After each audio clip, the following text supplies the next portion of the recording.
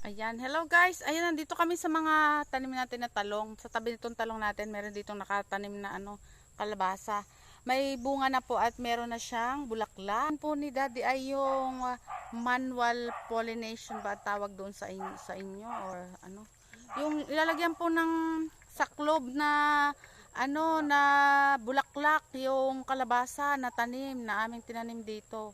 Ito po ipapakita ko sa inyo kung paano gagawin ni Daddy. Malaking bulaklak. Yung pong lalaking bulaklak ang ilalagay doon sa isasaklob. Ayan, tinan nyo po. Kumuha na si Daddy ng kalabasa na ayan. Na lalaking kalabasa. Hindi po yan walang bunga.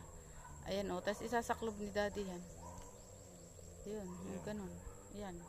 Ilalagay niya po doon. Ayan, dyan sa ating kalabasang yan. Ayan. Ganun po ang gagawin. At yan naman po ay iikom. Ay di po ayun, magkasaklob. Yan po. Ganyan po ang ginagawa namin sa ating kalabasa. At din po sa kabila ay meron ng isang bunga. Eri po. Dini Eri po ang bunga at napakaganda na ating kalabasa. Eri po. Hello! Ayan na po ang ating kalabasa. Meron na pong isa. Ayan natin siya nakatago dyan kasi tabindaan. Ayan po. Nakatago po yan. Tinatago kasi po itabindaan lang. Ayan Ayan na po ang ating kalabas. Ayan po ang aming mga talong Nabunga na ulit. Ayan po Marami na po ulit na bulaklak. Ito po may mga bunga na. Ayan po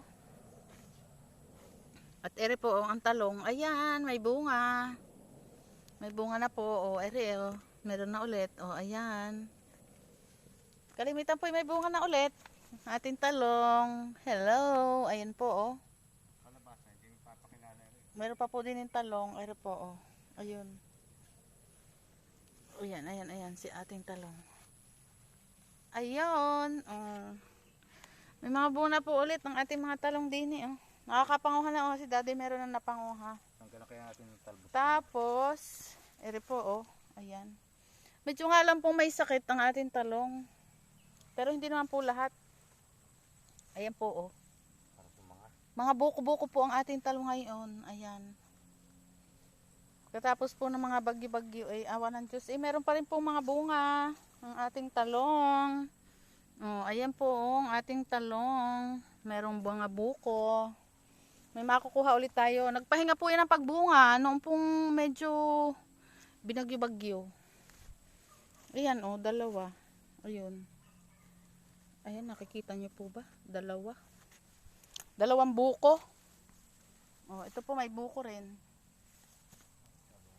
May buko po ang ating mga talong. Ayan. Baka tayo makakapangha uli sa sunod. Si Daddy po ay may ayan dalawa na yung nakuha niya May tundo kasi. Nakadalawa na siya. Ang amin daw pong kalabasa ay may tundo. Ari naman po ayan. Yung kalabasa yun. May bunga po ang ating mga talong. Ayan. Ayan. Tapos dito po sa ating mga talong, doon po sa babang ayun, meron po doong isang puno ng ng kalabasa. At pumunta na po din sa ating talungan. Papakita ko rin po sa inyo at nabunga na. Ayan po ang ating talong. Maganda naman po. Ayan, pinuntahan na ng ng ating talong. Ayan po ating kalabasa. Huwag sana po aring maluoy. Ayan po. Pangit daw po ang Ayan. Ayan na po ang ating kalabasa. Diba? May bunga ang ating kalabasa. Nakatuloy siya. Ayan. Yan po ay pwede nang kunin pero hindi pa namin kukunin.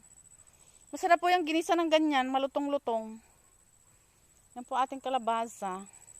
Ayan po kahit na nandiyan sa gubat, meron din pong bulaklak yung ating talong. Yan po ang ating mga tanim. Ito pong kalabasa, ayan galing yan doon. So may tabi po ng puno niyang ating sagi.